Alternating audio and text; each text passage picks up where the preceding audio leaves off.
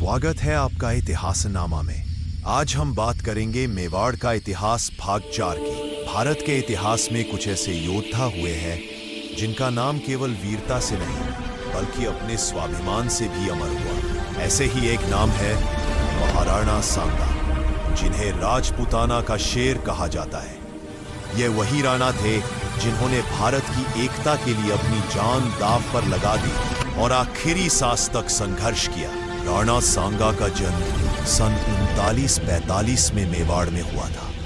वे राया रायमल के पुत्र थे। बचपन से ही उनमें अद्भुत साहस और नेतृत्व के गुण थे। जब वे युवा हुए तो उनके शरीर पर पहले से ही कई जख्मों के निशान थे, क्योंकि उन्होंने अपने भाइयों और बाहरी आक्रमणकारियों से कई युद्ध लड़े थे। कहा वीरता और एकता।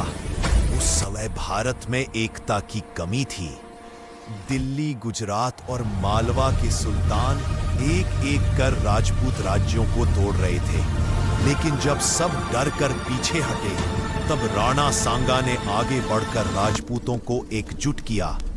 उन्होंने मेवाड़ को केंद्र बनाकर राजपूताना संघ की स्थापना की, जिसमें मारवाड़, बूंदी, जयपुर और अजमेर जैसी रियासतें शामिल हुईं।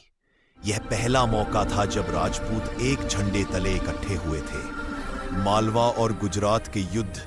राणा सांगा ने मालवा के सुल्तान को हराया, गुजरात के सुल्तान पर विजय प्राप्त की और दिल्ली तक अपने साम्राज्य का प्रभाव फैलावा का युद्ध।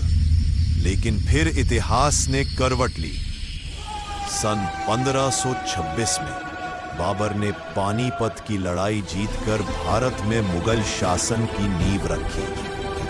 अगले ही वर्ष 1527 में राणा सांगा ने बाबर को खानवा के मैदान में चुनौती दी। यह युद्ध मात्र भूमि के लिए नहीं था, बल्कि स्वतंत्रता और स्वाभिमान की लड़ाई थी। एक ओर बाबर की तोपें और बंदूकें थीं, तो दूसरी ओर राणा सांगा के घोड़े, तलवारें और हिम्मत। पूरा रणभूमि धूल और आग में बदल गई थी। हजारों राजपूत शहीद हो गए, लेकिन किसी ने पीछे मुड़कर नहीं देखा। अंत में राणा सांगा गंभीर रूप से घायल हुए और उन्हें रणभूमि से हटा लिया गया। पर उन्होंने कहा, हमारी हार नहीं, हमारी मिट्टी की रक्षा है। अंत और विरासत।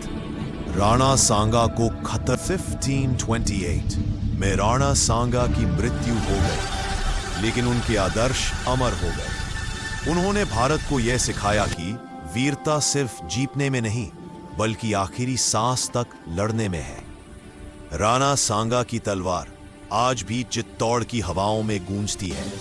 जब जब कोई मेवाड़ी सूरज उगता है तो वह हमें याद दिलाता है कि यह धरती वीरों की है। तो ये थी महाराणा सांगा की कहानी। ऐसे ही अगला भाग देखने के लिए इतिहासनामा को सब्सक्राइब करें।